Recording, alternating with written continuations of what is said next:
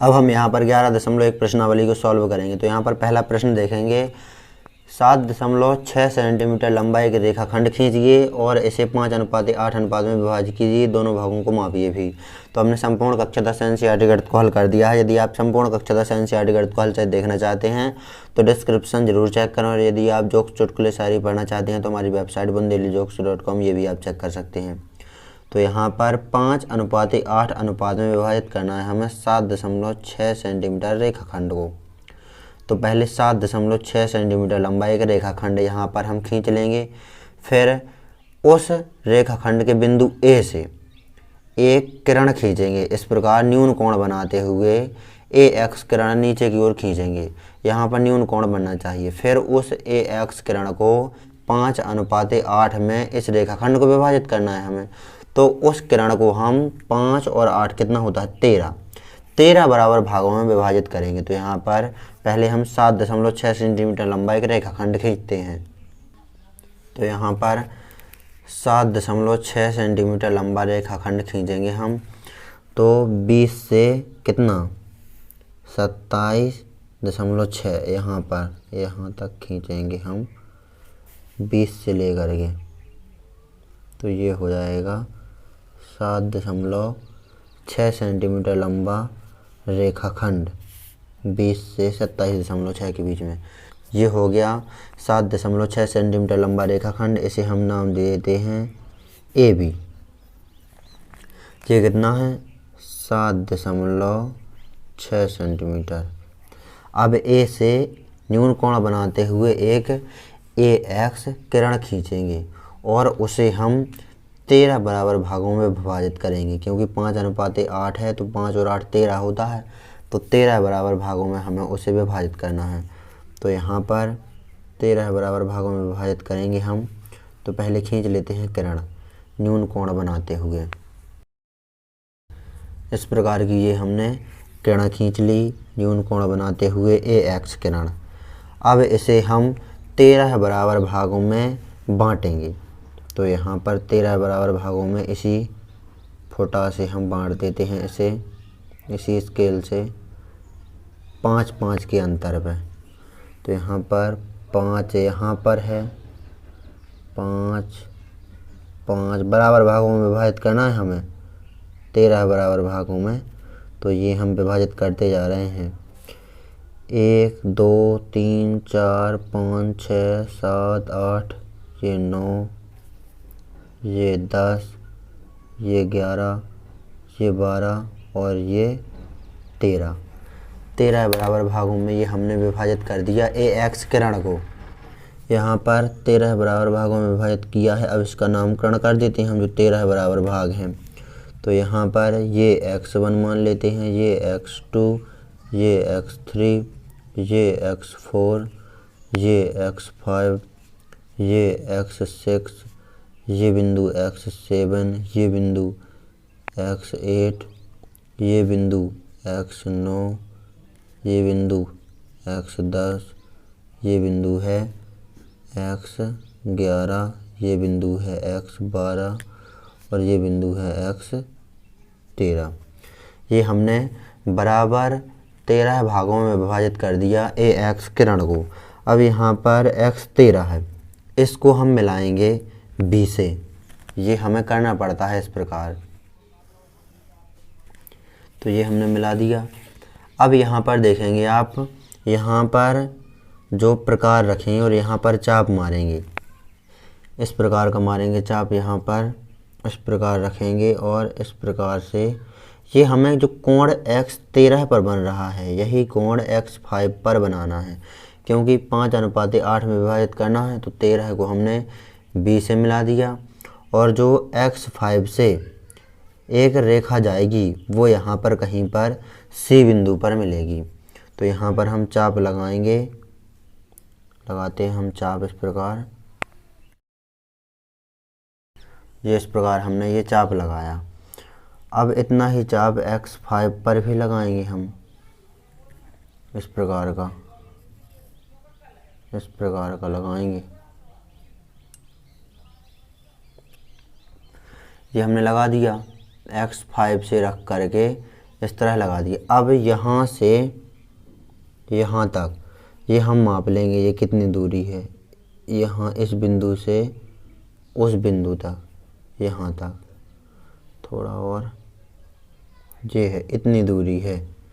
अब इतनी ही दूरी यहाँ से इस बिंदु से यहाँ पर लगाएंगे कट, इस प्रकार का, यहाँ पर इस प्रकार का कट। तो यहाँ पर जो बिंदु मिल रहा है ये दोनों चापों का ये बिंदु, इस बिंदु को x5 से, इस बिंदु से तो ये हमारा यहाँ पर बिंदु C आ गया हमारा। ये बिंदु C निकालना था हमें, तो ये बिंदु C आ गया हमारा। अब यहाँ पर हम जो 7.6 सेंटीमीटर लंबा रेखाखंड है इसे 5:8 में हमने विभाजित कर दिया है। 5:8 में हमने विभाजित कर दिया है यहाँ पर। अब AC और BC ये हमें दोनों भागों को मापना है। मापेंगे हम यहाँ पर दोनों भागों को, तो यहाँ पर 20 से ये है 20 से 22.9 पर, यानी कि 2.9 है ये AC है 2.9 और BC ये देखेंगे 20 से है 24 और 24 के बाद 7 तक है, तो 4.7 ये है BC, 4.7 सेंटीमीटर है ये दोनों जगह है। तो ये इस प्रकार हमने ये रेखाखंड खींच लिया, 5:8 में विभाजित कर दिया और दोनों भागों को माप भी लिया यहाँ पर। अब यहाँ पर रचना का औचित्य करना है हमें। पहले हम रचना के पद लिख देते हैं। तो रचना के पद किस प्रकार लिखेंगे हम, रचना के पद, तो रचना के पद हैं इस प्रकार। पहला है रेखाखंड AB 7.6 सेंटीमीटर खींचा। दूसरा है कि जो AX किरण खींची हमने वो AB के साथ न्यून कोण बनाते हुए खींची। जो ये AX किरण खींची हमने वो AB के साथ यहाँ पर A बिंदु पर न्यून कोण बनाते हुए खींची। तीसरा बिंदु यहाँ पर, तीसरा बिंदु ये है कि AX किरण को, जो AX किरण है इसको 13 समान खंडों में विभाजित किया। 13 इसलिए किया क्योंकि 5:8 में विभाजित करना है, तो 5 और 8 होता है टोटल 13 है। तो यहाँ पर AX किरण को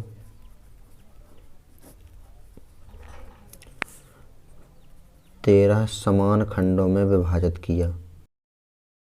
चौथा यहाँ पर जो रचना का पद है वो है यहाँ पर, चौथे में हमने क्या किया है कि जो X13 है उसको हमने B से मिलाया है।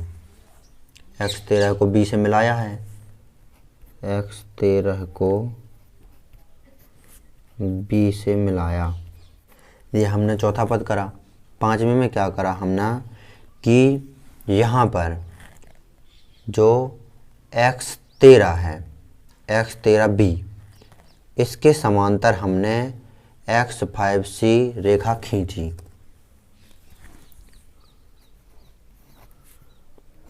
X13B के समांतर X5C रेखा खींची।